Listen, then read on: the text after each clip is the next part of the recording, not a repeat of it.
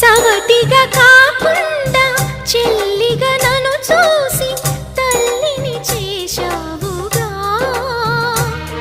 ఈ పారాణి పాదాలు సేవించినా గాని రుణమే తీరదుగా. ఇది కలకాలమై ఉండగా